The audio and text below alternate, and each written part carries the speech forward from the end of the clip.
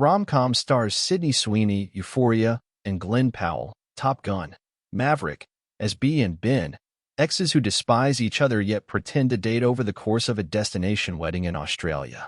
And filming in Australia means taking the enemies to lovers trope to the next level, with Australia's natural predators as off-screen foes. A big part of the movie was filmed in Sydney Harbour on a boat with them floating on a buoy in the middle of the harbour at night, co-writer and director Will Gluck explains to EW. Initially, they wouldn't give us permission because it's a huge shark area and people get hurt by sharks all the time there.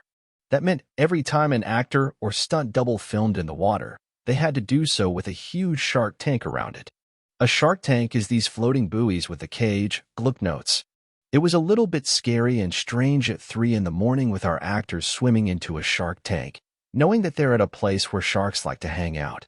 The production employed shark consultants to advise on best practices, only to learn that the more activity in an area, the more sharks it will draw. Thus, the longer they shot and the more that was happening in a scene, the more sharks they had to contend with. But no actors, or sharks for that matter, were harmed in the making of anyone but you, and the only bite we'll see on screen is the edge that comes with the enemies to lovers banner of its leads. The movie is loosely inspired by William Shakespeare's Much Ado About Nothing, B from Beatrice, Ben from Benedict, but don't get too hung up on the bard's involvement. Gluck is no stranger to adapting classic literature into contemporary rom-coms. His 2010 hit Easy A with Emma Stone drew its central conceit from Nathaniel Hawthorne's The Scarlet Letter. Yet, he posits his work is more akin to projects like 10 Things I Hate About You and She's the Man, riffing on the storytelling model Shakespeare set for most of the Western world centuries ago. Enemies to lovers and fake dating. People think they're romantic comedy tropes, Gluck says. But Shakespeare created them. It's just a good story. We're not going out there saying, this is based on Much Ado About Nothing. When people hear that, they think it's homework. We just gave nods with the character names and certain things. But it comes down to Shakespeare knows how to tell a story and we're using him as our inspiration. Gluck also emphasizes the importance of his character's self-awareness and groundedness as key to playing with these time-honored tropes. I don't like stuff that could never happen in real life, he notes. Even though it's fake dating and enemies to lovers, it's walking the line of, it's not crazy. This could happen.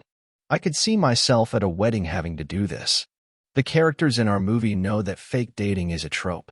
When you have characters that have no idea and think that they're the first ever to decide to do something together, then it becomes a little bananas. What Gluck did want to be larger than life was his ensemble.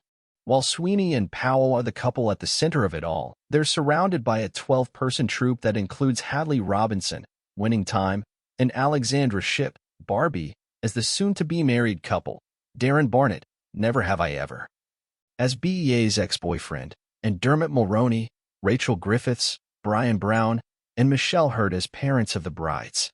Mulroney, of course, is rom-com royalty with classics like My Best Friend's Wedding, The Wedding Date, and The Family Stone to his credit, a fact which did not escape the cast or crew.